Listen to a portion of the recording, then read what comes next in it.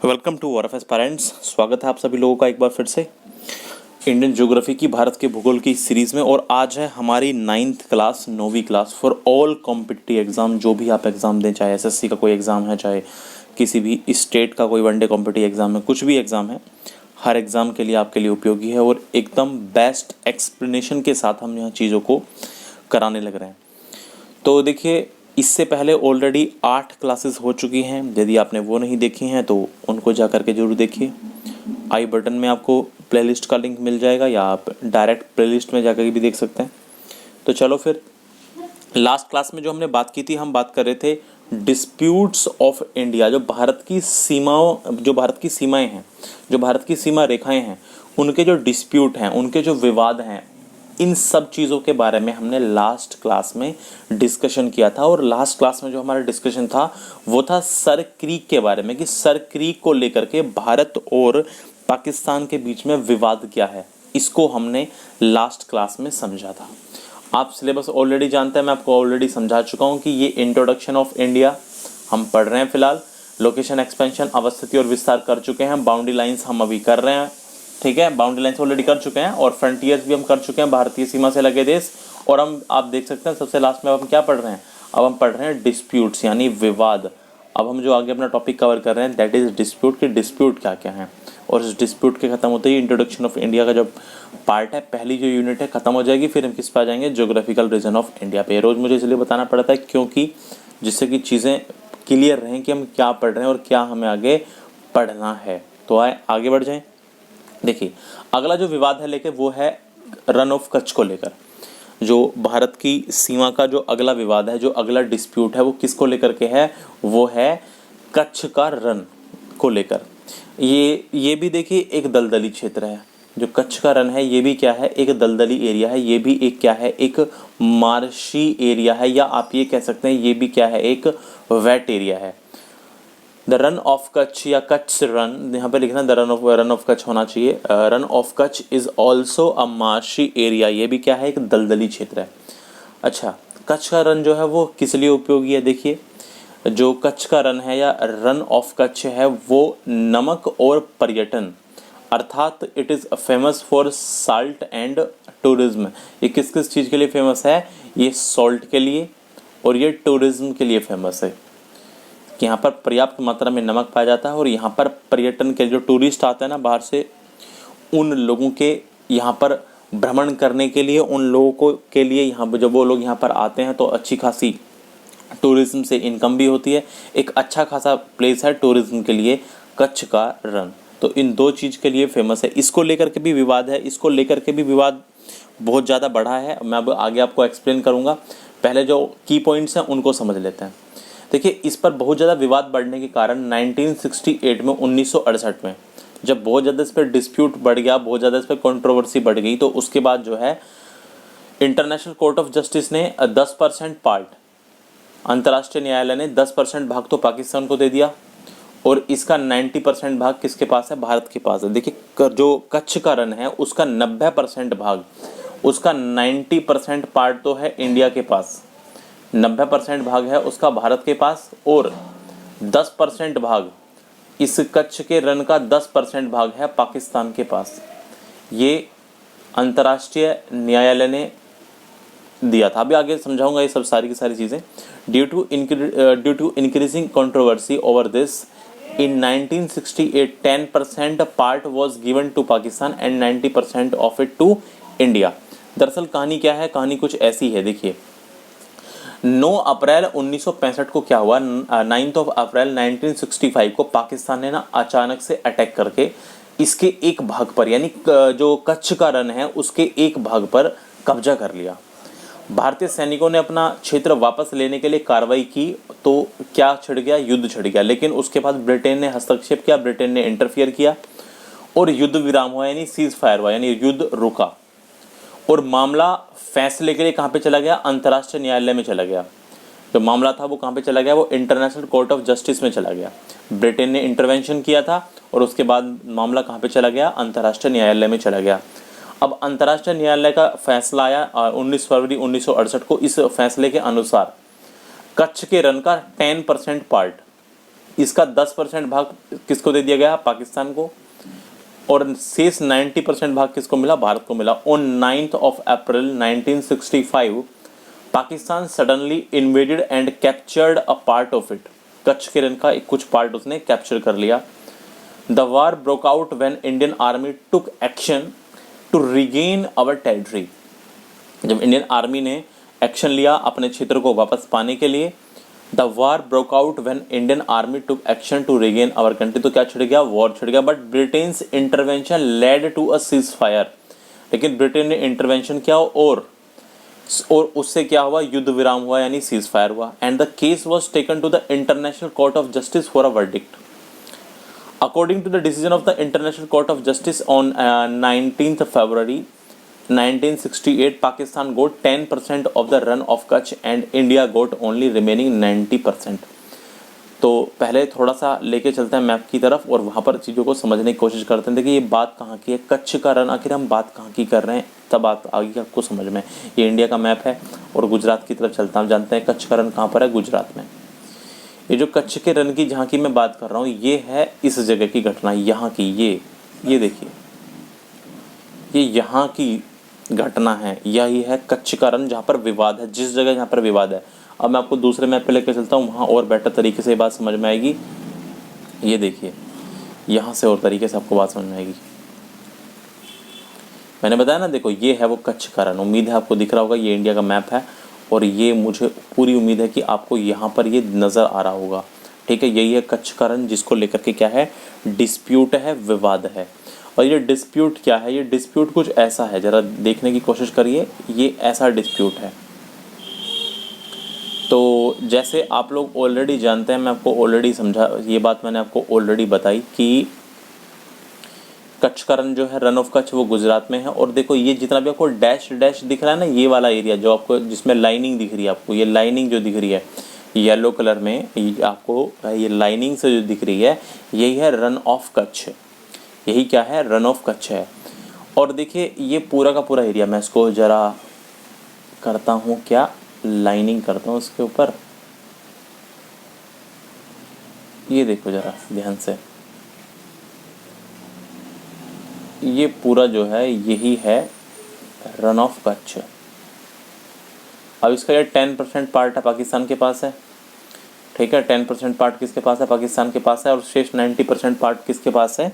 भारत के पास है। यही है कच्छ का रन। इसके ऊपर भी विवाद हुआ, बहुत ज़्यादा विवाद था, लेकिन 1968 में ICJ internal court of justice ने फैसला सुनाया और 10% भाग पाकिस्तान को दे दिया गया और 90% भारत के पास है। ठीक है, आगे बढ़ते हैं और नए फैक्ट्स को समझने की कोशिश करते हैं। देखिए इसके अलावा जो अगला विवाद है वो है पाकिस्तान अधिकृत कश्मीर को लेकर के। पाकिस्तान ऑक्यूपाइड कश्मीर, जिसको आप क्या कहते हैं? POK। जो अगला विवाद है, जो अगला डिस्प्यूट है, वो किस चीज़ को लेकर के है? वो है पाकिस्तान ऑक्यूपाइड कश्मीर। देखिए 1947 में पाकिस्तान ने कश्मीर पर आक्रमण किया और उसके कुछ भाग पर अधिकार कर लिया, जिसे POK के नाम से जानते हैं। In the year 1947 Pakistan attacked Kashmir and invaded a part of it. इसके कुछ पार्ट पे इन्वेड किया उसने और उसके बाद उसने क्या कर लिया? कुछ पार्ट पर उसको ऑक्यूपाई कर लिया, अधिकार कर लिया। और इसको हम किस नाम से जानते हैं? POK के नाम से जानते हैं। What is POK? Invaded part of Kashmir by Pakistan. Pakistan द्वारा अधिकृत कश्मीर, इसी को हम कहते हैं POK, पाकिस्तान ऑक्यूपाइड कश्मीर। ठीक है, ये बात आप लोग अच्छे से जानते हैं। अब यहाँ पर आखिरकार क्या क्या पंगे हैं वो सब चीज़ें समझते हैं। मेन फैक्ट्स, की फैक्ट्स को हम सीधा समझने की कोशिश करते हैं। देखिए पाकिस्तान अधिकृत कश्मीर भारत के जम्मू व कश्मीर राज्य का हिस्सा है, जिस पर पाकिस्तान ने कबीलियाई विद्रोह, उस समय जो कबीलियाई विद्रोह था उन लोगों का इन्होंने सहारा लिया था, जिस पर पाकिस्तान ने कबीलियाई विद्रोह के साथ अपने सैनिक शामिल करके धोखे से 1947 में अधिकार कर लिया था। और पाकिस्तान ने इसे गिलगिट बाल्टिस्तान, दो एरिया में बांट दिया है पाकिस्तान ने POK को। एक एरिया है गिलगिट बाल्टिस्तान जो अभी हमारा लद्दाख वाला एरिया है, और एक जिसको ये कहते हैं आज़ाद कश्मीर। ये लोग जो जम्मू कश्मीर वाला हिस्सा है जिस पर पाकिस्तान का अधिकार है, उसको ये लोग आज़ाद कश्मीर, ये पाकिस्तान वाले लोग इसको आज़ाद कश्मीर के नाम से जानते हैं। और हमारे लिए हम इसको क्या कह सकते हैं? गुलाम कश्मीर। हम इसको क्या कह सकते हैं? गुलाम Kashmir. Pakistan occupied Kashmir is that part of the state of Jammu and Kashmir which Pakistan had fraudulently धोखे से captured in 1947 by joining its troop with the tribal rebels। जो कबीलियाई विद्रोही थे उनके साथ इन्होंने अपने सैनिक भेज दिए। And Pakistan has invaded it in two parts, divided, माफ़ कीजिए, Pakistan has divided it into two parts. एक क्षेत्र है ये गिलगिट बाल्टिस्तान और एक है जिसको ये कहते हैं Azad Kashmir, and you can say गुलाम कश्मीर। ठीक है, तो दो पार्ट में इन्होंने इस पीओके को डिवाइड कर दिया है। ज़रा मैं समझाने की कोशिश करता हूँ मैप की तरफ, तब आपको ये बात आएगी समझ। देखिए ये कुल कहानी ऐसी है, पहले तो इस मैप से समझाता हूँ फिर दूसरे की तरफ लेके चलूँगा। यहाँ पर ध्यान दीजिए, तो आप ये देख पा रहे होंगे कि जितना भी ग्रीन ग्रीन है यही है पाकिस्तान ऑक्यूपाइड कश्मीर। जितना भी आप ग्रीन देख रहे हैं ना ये पीओके है। और आप लोगों को मैंने ऑलरेडी पिछली क्लास में समझाया, मैं आपको ऑलरेडी समझा चुका हूँ कि यही है एलओसी, लाइन ऑफ कंट्रोल, नियंत्रण रेखा। आप लोग ये बात जानते होंगे कि यही है क्या, नियंत्रण रेखा। इसी को नियंत्रण रेखा कहा जाता है। ठीक है, बात आई समझ में। अब कहानी क्या है सारी की सारी की, ये जितना भी ग्रीन ग्रीन एरिया है यही है क्या, पाकिस्तान ऑक्यूपाइड कश्मीर। अब इन्होंने इसको दो हिस्सों में बांट रखा है। देखो एक तो ये क्षेत्र हो गया गिलगिट बाल्टिस्तान का, ठीक है, और इसको ये कहते हैं, ये वाला जो है, इस वाला ये जो इधर है, ये इतना जो बच गया ये वाला ग्रीन वाला एरिया, इसको ये कहते हैं आज़ाद कश्मीर, जिसको मैंने अभी कहा गुलाम कश्मीर। ठीक है, इसको ये आज़ाद कश्मीर कहते हैं। चलो दूसरी तरफ लेके चलता हूँ और आसानी और चीज़ों को ढंग से आसानी से आपको दिखाने की कोशिश करता हूँ। तो इसको हम कर लेते हैं थोड़ा सा जूम, और फिर आएगी आपको बात अच्छे से समझ में। तो आप देख सकते हैं जैसा कि मैंने अभी दिखाया आपको कि ये है लाइन ऑफ कंट्रोल। अभी मैंने आपको बताया था कि देखिए ये जो आप देख रहे हैं यही है लाइन ऑफ कंट्रोल, और इस लाइन ऑफ कंट्रोल के इधर लेफ्ट में आप जो भी देख रहे हैं यही है क्या, पाकिस्तान ऑक्यूपाइड कश्मीर। यही क्या है, पाकिस्तान ऑक्यूपाइड कश्मीर है। आप देख सकते हैं ये वाला जो एरिया है यही है गिलगिट बाल्टिस्तान। ये मैंने बताया ना कि ये वाला जो एरिया है यही है गिलगिट बाल्टिस्तान।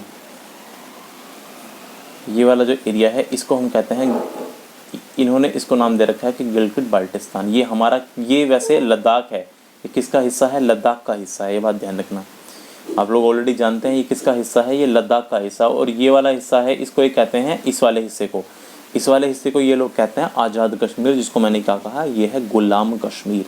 पता ही समझ में। और अब आप लोग ऑलरेडी ये बात भी अच्छे से जानते होंगे कि अब जो हमारा मैप है करंट वो इस तरह से है। ये तो है क्या, जम्मू एंड कश्मीर, ये वाला तो है JNK, और ये पूरा का पूरा ये क्या है, ये पूरा का पूरा है लद्दाख। ये पूरा का पूरा क्या है, ये है लद्दाख। उम्मीद है ये वाली बात आप लोग अच्छे से समझ रहे होंगे। ये चीज़ जो पूरी की पूरी आप देख पा रहे हैं ये यहाँ से यहाँ तक ये लद्दाख है। अब ये लद्दाख का ये वाला पार्ट जो पीओके में जो पाकिस्तान के ने ऑक्यूपाई कर रखा है, इसको ये कहते हैं गिलगिट बाल्टिस्तान। इन्होंने इसको दो भागों में डिवाइड कर रखा है। एक तो ये वाला भाग हो गया यहाँ से, जहाँ से मैंने लाइन खींची ये वाला, और एक ये वाला पार्ट। उम्मीद है ये वाली बात अच्छे से आ गई होगी समझ में, कोई दिक्कत वाली बात नहीं है। दरअसल अब हमने क्या कर रखा है, अब हमने ना LOC पर 1.5 से 2 मीटर ऊंची इलेक्ट्रिकल वायरिंग कर रखी है। अभी हालांकि कुछ थोड़े क्षेत्र बचे हुए हैं, लेकिन अब हमने LOC पर ज़्यादातर जगह पर we have made electrical wiring about 1.5 to 2 meters height on LOC। ये छोटा सा फैक्ट था, याद रखिएगा। तो और कुछ आगे बात समझने की कोशिश करते हैं। इसके अलावा अब कुछ फैक्ट हैं जो आपको याद होने चाहिए। वो ये है कि सर्जिकल स्ट्राइक 1 आप लोग ऑलरेडी जानते हैं। जो सबसे पहली सर्जिकल स्ट्राइक हुई थी वो कहाँ पर हुई थी, वो ही हुई थी LOC और POK में। इसकी डेट क्या थी, पहली जो सर्जिकल स्ट्राइक हुई थी, पहली सर्जिकल स्ट्राइक की डेट थी 29 सितंबर 2016। ये कब हुई थी, ये उरी अटैक के 11 दिन बाद, जो उरी अटैक हुआ था उसके 11 दिन बाद ये पहली सर्जिकल स्ट्राइक की गई थी। कहाँ पर, किस लोकेशन पर, LOC पर और POK पर, पाकिस्तान ऑक्यूपाइड कश्मीर पर। इसके अलावा आपको एक फैक्ट और भी ध्यान रखना है कि इसके अलावा जो अगली सर्जिकल स्ट्राइक हुई थी, सर्जिकल स्ट्राइक नंबर 2, वो कब हुई, वो कहाँ हुई थी, वो भी LOC और POK पे हुई थी, और स्पेशली कहाँ पर, बालाकोट पर। POK में भी कहाँ पर, बालाकोट पर। और इसकी डेट क्या थी, 26 फरवरी 2019, 26 फरवरी 2019 को ये हुई। ये डेट याद रखना है। और आप, क्योंकि ये क्यों हुई थी, क्योंकि आप लोग ऑलरेडी जानते हैं कि 24 फरवरी 2019 को 40 इंडियन सिक्योरिटी पर्सन यानी 40 भारतीय सेना के जवान या 40 भारतीय सुरक्षा के जवान जो थे वो क्या हो गए थे, शहीद हो गए थे। और इसी का रिवेंज लेने के लिए ये सर्जिकल स्ट्राइक तो की गई थी on LOC and Pakistan occupied Kashmir, and Pakistan occupied Kashmir में भी कहाँ पर, बालाकोट पर। ये तो छोटे छोटे से फैक्ट हैं, ये बात भी अच्छे से ध्यान रखनी है। आगे बढ़ जाएं और चीज़ों को समझते हैं। अब POK से संबंधित कुछ फैक्ट्स हैं जो आपको जरूर याद होने चाहिए। देखिए POK में पड़ती है गोडविन ऑस्टिन K2 जो पर्वत चोटी है K2, वो भी कहाँ पड़ती है, पाकिस्तान अधिकृत कश्मीर में ही स्थित है। The mountain peak Godwin Austin K2 is located in Pakistan occupied Kashmir.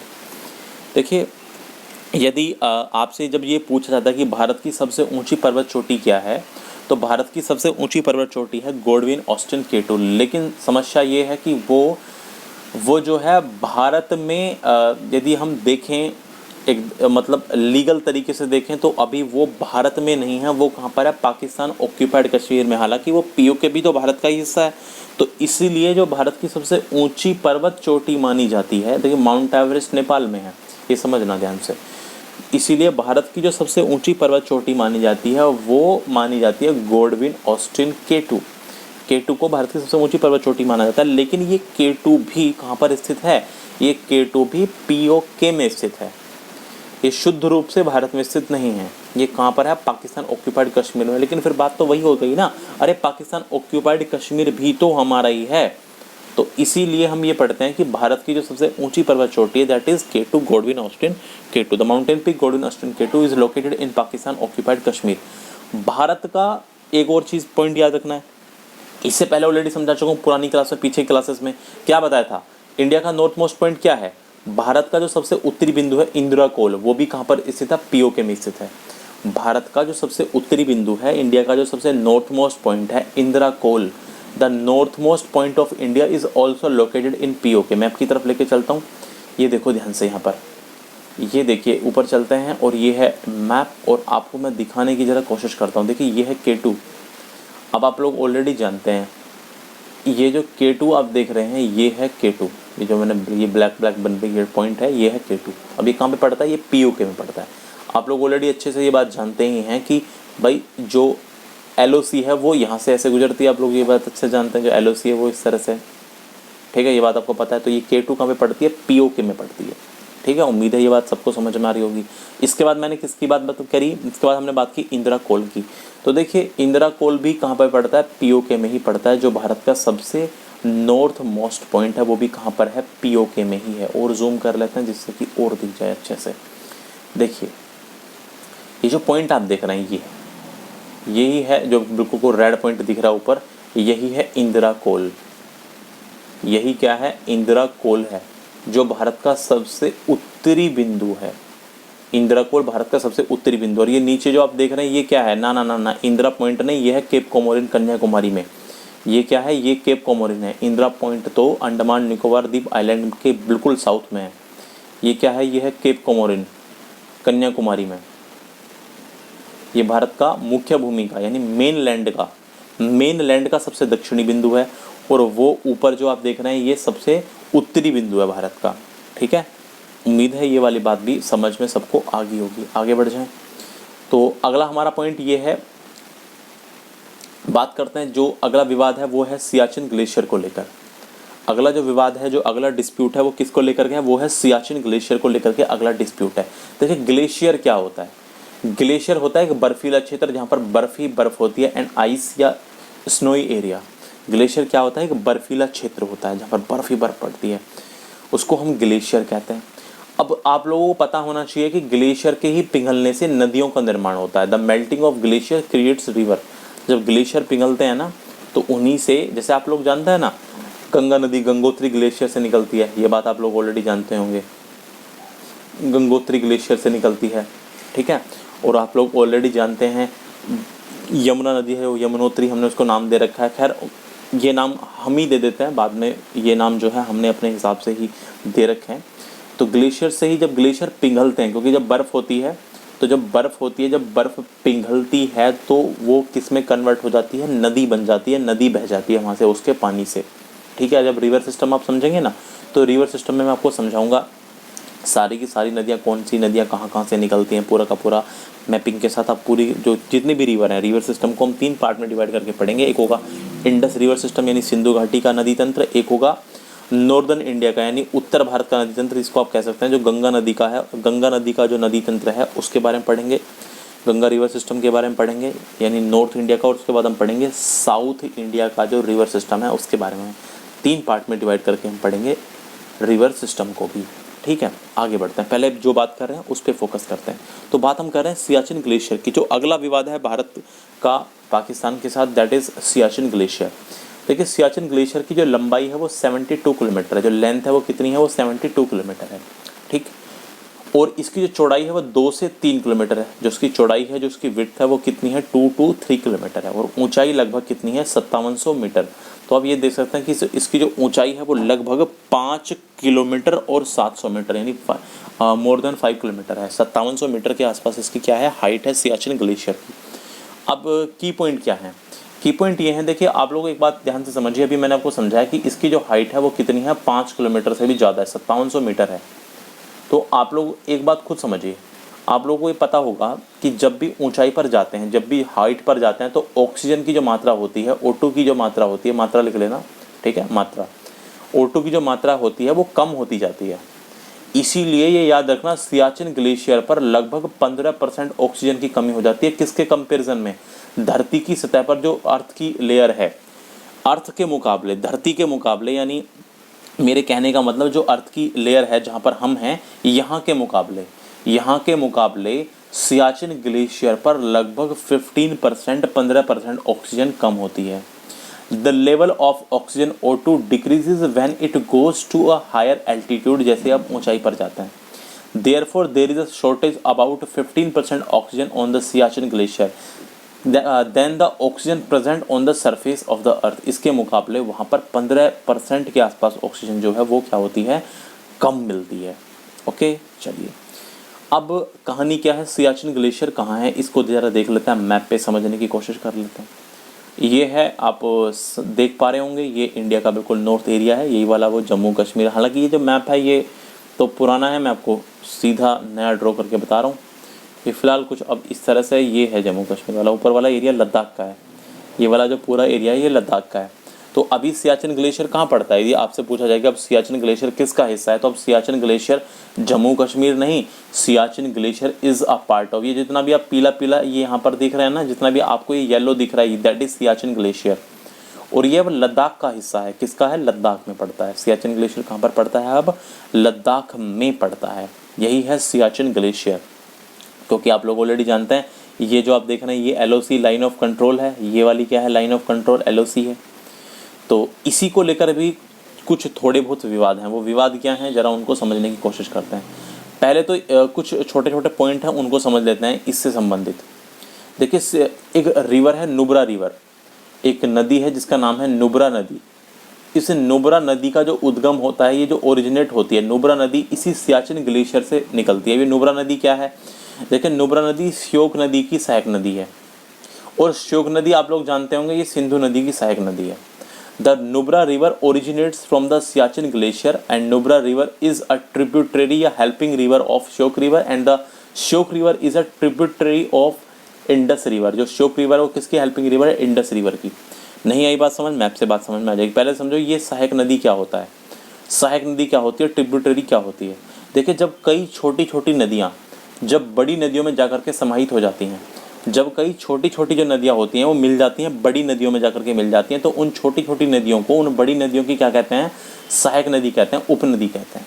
When many small rivers join some big rivers, जैसे मान लो कोई बहुत बड़ी नदी है, ऐसे मान लो ये बह रही है, ठीक है, कोई बहुत बड़ी नदी है, ठीक है, और कोई एक छोटी नदी आकर के इसमें आकर के मान लो एक पॉइंट पर मिल गई, तो ये वाली नदी इस बड़ी नदी की क्या कहलाएगी, सहायक नदी कहलाएगी, ट्रिब्यूटरी कहलाएगी।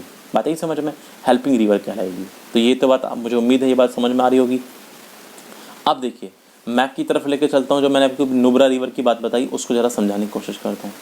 ये कुछ फैक्ट हैं जो ऑलरेडी एग्जाम में पूछे जा चुके हैं, तो आप लोग ज़रा ध्यान दीजिएगा। मैंने कहा श्योक रिवर, पहले तो मैंने बताया कि नुब्रा रिवर जो है वो सियाचिन ग्लेशियर से निकलती है। तो देखिए सियाचिन ग्लेशियर से ही निकलती है, इस ग्लेशियर जब पिघलता है तो सियाचिन ग्लेशियर से निकलती है नुब्रा रिवर, और जाकर के किस में मिल जाती है, और जाकर के आप लोग ऑलरेडी देख सकते हैं कि जाकर के ये मिल जाती है किस में, ये जाकर के मिल जाती है श्योक रिवर में।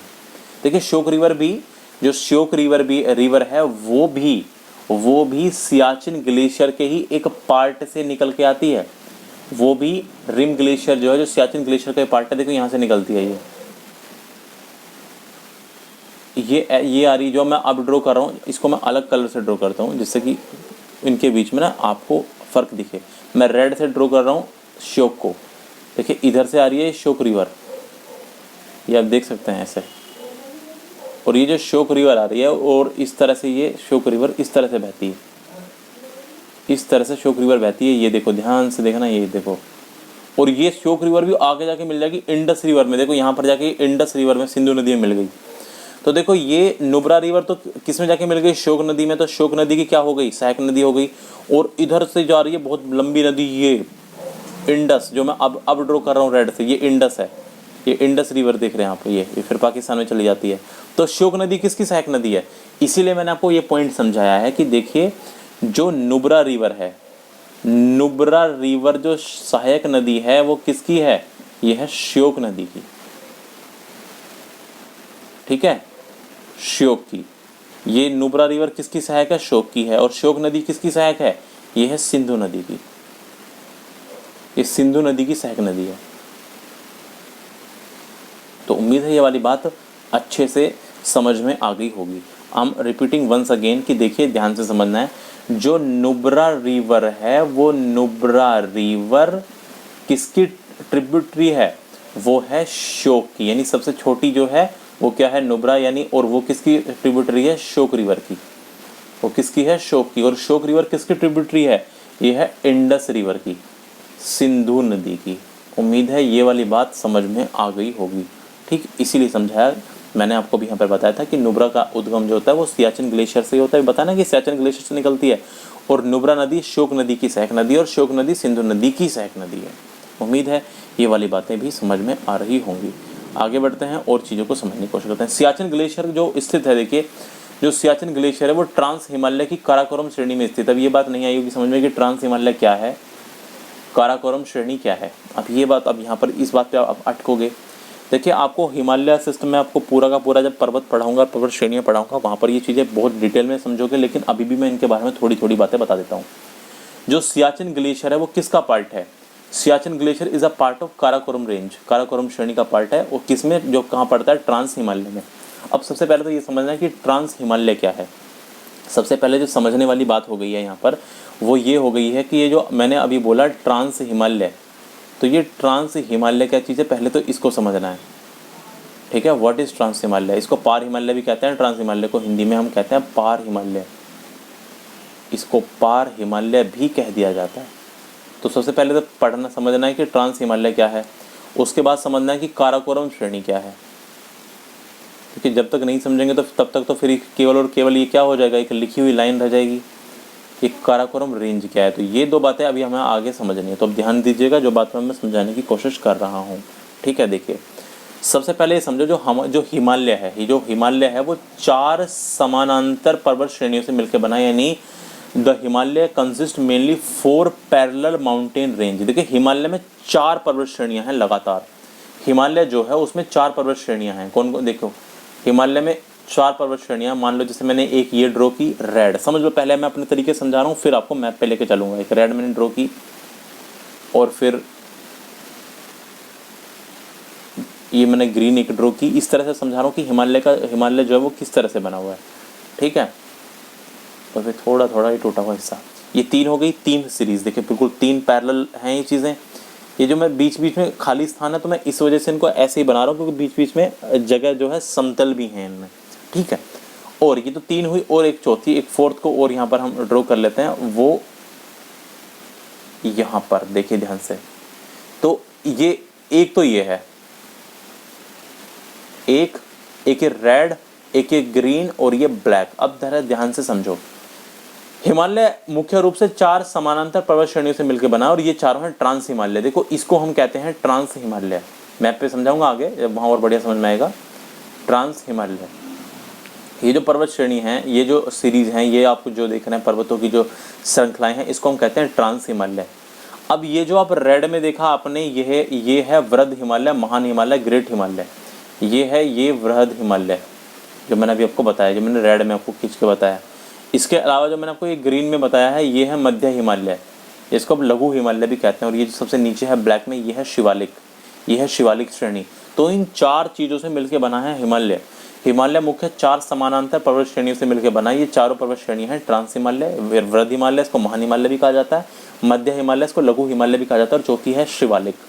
The Himalaya consist mainly of 4 parallel mountain range. These 4 mountain range are trans Himalaya, great Himalaya, middle Himalaya, small Himalaya या शिवालिक। मैप की तरफ लेके चलते हैं, मैप से आएगा समझिए। देखो ध्यान से, ये चीज़ आएगी मैप से समझ में। ध्यान से देखने की कोशिश करिएगा, ध्यान से समझने का प्रयास करिएगा।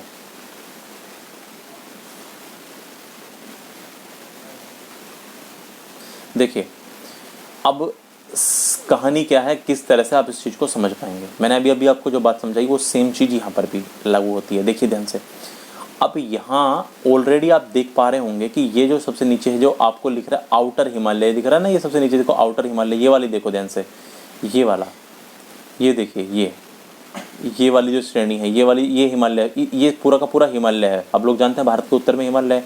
ये वाली जो आप सबसे नीचे देख रहे हैं, जिसपे यहाँ पर लिखा हुआ है आउटर हिमालय, यही आउटर हिमालय, यही आउटर हिमालय ही क्या है भाई, अरे यही आउटर हिमालय है शिवालिक। यही क्या है, शिवालिक है। इसी को तो हमने क्या कहा, शिवालिक। यह है शिवालिक। और जो लेसर हिमालय है, यही है लघु हिमालय, जिसको हमने स्मॉल या मिडिल हिमालय कहा। ये जो आप बीच में देख रहे हैं, ये वाला, ये जो ये है, अभी मैंने समझाया ना आपको लाइन खींच करके, यही है वो। और ये जो आप दिख रहे हैं, ये सबसे ज़्यादा ग्रेट हिमालय, जो सबसे ज़्यादा लंबा है, ये क्या है, ये ग्रेट हिमालय है। ग्रेट हिमालय यानी महान हिमालय।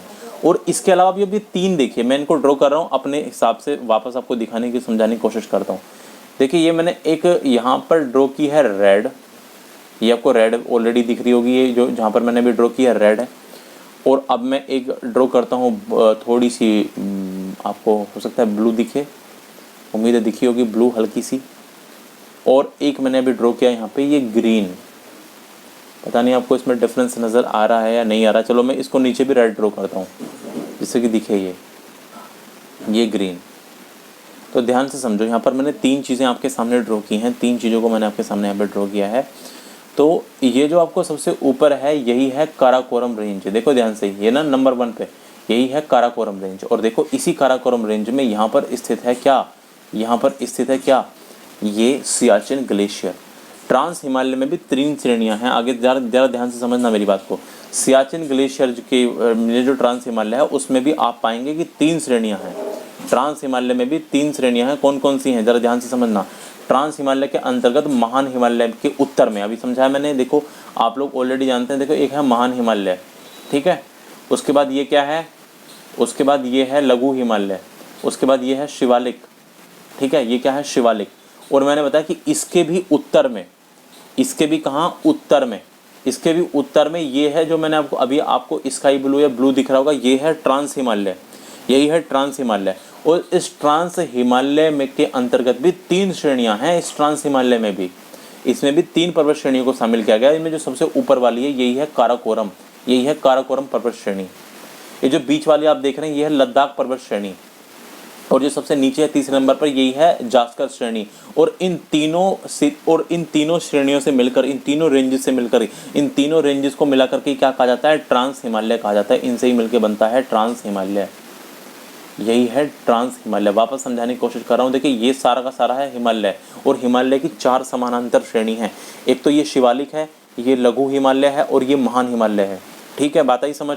और ये ऊपर वाला जो आपको दिख रहा है, किसमें, ब्लू में, या जो आपको स्काई ब्लू में दिख रहा होगा, ये है ट्रांस हिमालय। और इस ट्रांस हिमालय में भी 3 श्रेणियां हैं। सबसे ऊपर वाली है काराकोरम, बीच वाली है लद्दाख, और ये है Zanskar. 3 mountain ranges are included in Jammu and Kashmir and Ladakh Union Territory in the north of Great Himalaya under the Trans Himalaya. These 3 ranges included under the Trans Himalaya are as follows: Karakoram mountain range, सबसे ऊपर वाली Karakoram, Ladakh mountain range, ये बीच वाली लद्दाख, और ये Zanskar mountain range, ये है जास्कर। और मैंने बताया कि सियाचिन ग्लेशियर किस में स्थित है, सियाचिन ग्लेशियर स्थित है काराकोरम पर्वत श्रेणी में, जो सबसे ऊपर वाली है यहाँ पर काराकोरम पर्वत श्रेणी में ही स्थित है क्या, सियाचिन ग्लेशियर। उम्मीद है अब तो ये बात शायद क्लियर हो गई होगी। तो इसीलिए इस मैप से समझने की कोशिश करिए, इसको मैं वापस इरेज कर रहा हूँ चीज़ों को, जिससे कि चीज़ें आपको शायद सारी की सारी समझ में आए। ठीक, तो उम्मीद है ये वाली बात आपको समझ में आएगी। तो ये वाली सबसे ऊपर आप देख रहे हैं यही है क्या, काराकोरम रेंज, यही क्या है, काराकोरम रेंज है। और यहीं पर स्थित है इस जगह, अभी दिखाया था ना मैप में आपको, इस जगह स्थित है क्या, सियाचिन ग्लेशियर। उम्मीद है ये वाली बात आपको सबको समझ में आ गई होगी। ये हिमालय की 4 श्रेणी मैंने बताई थी, और इनमें ये क्या है, ये है इनमें ट्रांस हिमालय। अच्छा, इसके अलावा जो और फैक्ट है, उनको और समझने की कोशिश करना। देखिए, सियाचिन ग्लेशियर के बीच में भी एक पर्वतों की श्रृंखला और पड़ती है। सियाचिन ग्लेशियर के बीच में एक साल्टोरो पर्वत श्रेणी भी पड़ती है। ये पढ़ाने का मुख्य उद्देश्य ये है कि साल्टोरो पर्वत श्रेणी जो ये साल्टोरो पर्वत श्रेणी है, ये ही एक तरह से डिवीजन का काम करती है इंडिया और पाकिस्तान के बीच में। जहाँ पर है सियाचिन ग्लेशियर, वहाँ पर सियाचिन ग्लेशियर के बीच में एक साल्टोरो पर्वत श्रेणी स्थित है। और इस साल्टोरो श्रेणी के उत्तर में जो ये साल्टोरो रेंज है, इसके नॉर्थ में, एक मिनट समझाने की कोशिश करता हूँ क्या है इसको बताने का मकसद। ये जो मान लो जैसे ये साल्टोरो रेंज है,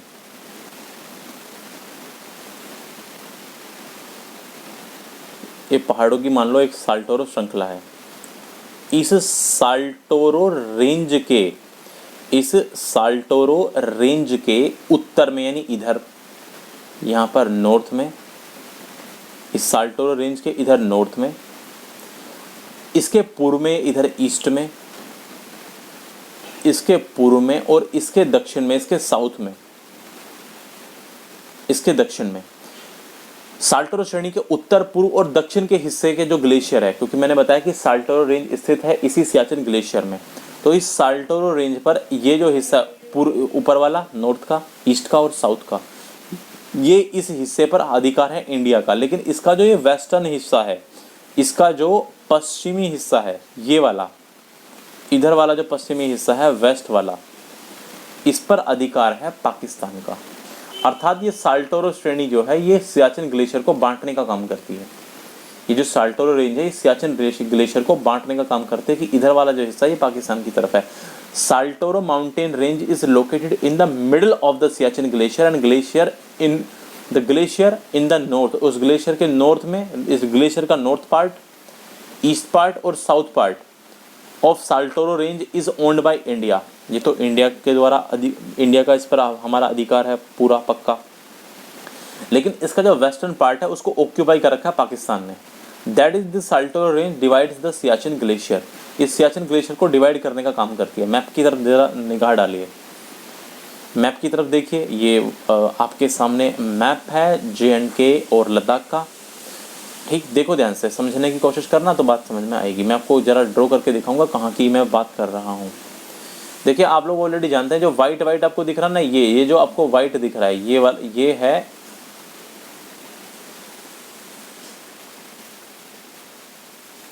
सियाचिन ग्लेशियर मेन।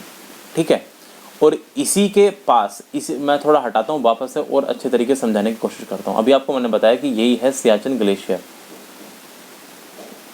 यही है सियाचिन ग्लेशियर, ये बताया मैंने अभी आपको। ये सियाचिन ग्लेशियर है, ये वाला सियाचिन है। और अभी आप लोग एक चीज़ और देख पा रहे होंगे, यहीं पर ये सियाचिन हुआ, और अभी यहाँ पर एक और भी चीज़ देख पा रहे होंगे, शायद आपको ना दिख रहा हो, या थोड़ा और जूम करके मैं दिखाने की कोशिश करूँ तो आपको ये यहाँ पर साफ साफ लिखा भी दिख रहा होगा, यही है साल्टोरो रेंज, यही है साल्टोरो रेंज। ठीक है, और ये साल्टोरो रेंज ये दिख रहा है, ये लाइन देखो ध्यान से, साल्टोरो रेंज, ये वाली लाइन देखिए।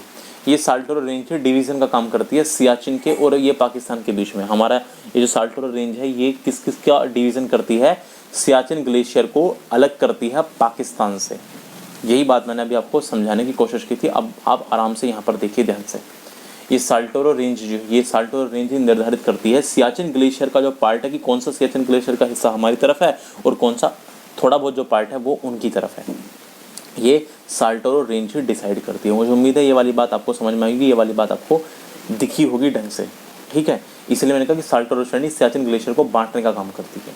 उम्मीद है ये वाली बात आपको बेहतर तरीके से अच्छे से समझ में आई होगी। अब यहाँ पर पंगा क्या हुआ, विवाद क्या हुआ।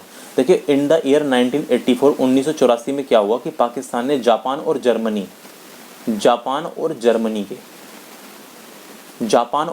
का वो लिखा नहीं है, ठीक है, जापान और जर्मनी के कुछ पर्वतारोहियों को सियाचिन ग्लेशियर पर पर्यटन की अनुमति दे दी कि जाइए, हमारा हिस्सा है और जाइए, यहाँ पर आप टूरिज्म के लिए जा सकते हैं। पाकिस्तान ने अनुमति दे दी।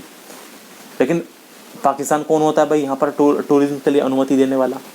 भारत ने इसका विरोध किया 1984 में ही।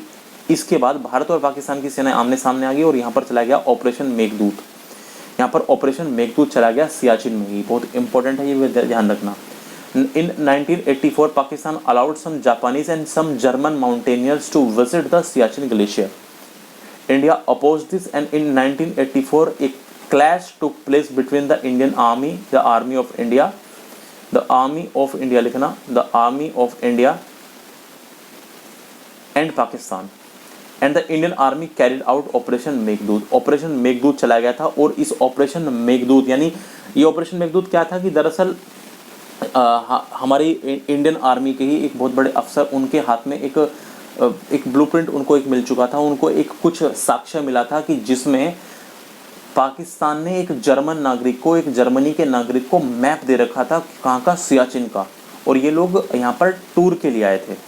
तो उसके बाद से ही इंडियन आर्मी जो है वो अलर्ट हो गई और इंडियन आर्मी ने इससे पहले कि पाकिस्तान सियाचिन पर अटैक करता, उससे पहले ही इंडिया ने अटैक किया और सियाचिन को अपने कब्जे में ले लिया था। यही चलाया गया था ऑपरेशन मेघदूत।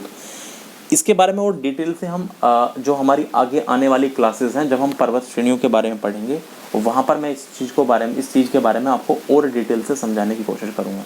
ठीक है, तो अभी फ़िलहाल हम पढ़ रहे हैं डिस्प्यूट क्या क्या है। तो इस तरह के डिस्प्यूट सियाचिन पर भी हमारे ऑलरेडी हो चुके हैं। यहाँ पर ऑपरेशन मेघदूत भी चलाया गया था सियाचिन ग्लेशियर को लेकर ही। सियाचिन ग्लेशियर पर अधिकार करने के लिए ही हमने क्या चलाया था, पूरी तरह से अधिकार करने के लिए हमने चलाया था ऑपरेशन मेघदूत। इसके अलावा सियाचिन ग्लेशियर से संबंधित जो पॉइंट है वो ये है कि ये सबसे ऊंचा युद्ध क्षेत्र है। इससे ऊंचा कोई युद्ध क्षेत्र पूरी दुनिया में नहीं है, हाईएस्ट बैटलफील्ड। अब ये कि युद्ध क्षेत्र से क्या मतलब है, यहाँ पर हमारी इंडियन आर्मी रहती है, भारत की सेना रहती है सियाचिन ग्लेशियर पर, ये बात ध्यान रखना। तो ये सबसे ऊंचा युद्ध क्षेत्र है, यहाँ युद्ध भी हुए हैं। ठीक है, बात आई समझ, और आने वाले टाइम में भी यहाँ पर युद्ध हो सकते हैं। तो ये सियाचिन ग्लेशियर विश्व का सबसे ऊंचा, मैंने बताया ना, ये लगभग 5700 किलोमीटर नहीं मीटर, 5700 मीटर ऊंचा है, यानी लगभग 5.7 किलोमीटर ऊंचा है। तो ये दुनिया का सबसे ऊंचा युद्ध क्षेत्र है, हाईएस्ट बैटलफील्ड है। और याद रखना, भारत का अविवादित यदि आप बात करें, अनडिस्प्यूटेड, जिसमें कोई डिस्प्यूट नहीं है, जिसमें कोई विवाद नहीं है, वो बिंदु भी सियाचिन ग्लेशियर ही है। मैंने बताया कि भारत का जो नॉर्थ मोस्ट पॉइंट है वो है इंदिरा कोल। लेकिन आप लोग ऑलरेडी ये बात जानते हैं कि इंदिरा कोल तो कहाँ पर पड़ता है? अरे इंदिरा कोल जो है वो तो पीओके में पड़ता है, यानी एक तरह से विवाद में फंसा हुआ है। ये तो हम कहते तो हैं कि भी हमारा नॉर्थ मोस्ट पॉइंट है, लेकिन है कहाँ पर? पीओके में है, पाकिस्तान ऑक्यूपाइड कश्मीर में है। तो मेरे कहने का मतलब ये है कि भारत का ऐसा नॉर्थ मोस्ट पॉइंट, ऐसा सबसे उत्तरी बिंदु जिस पर कोई विवाद नहीं है, अविवादित जो है, जो अनडिस्प्यूटेड है, वो सियाचिन ग्लेशियर ही है, जिस पर हमारा पूरी तरीके से अधिकार है।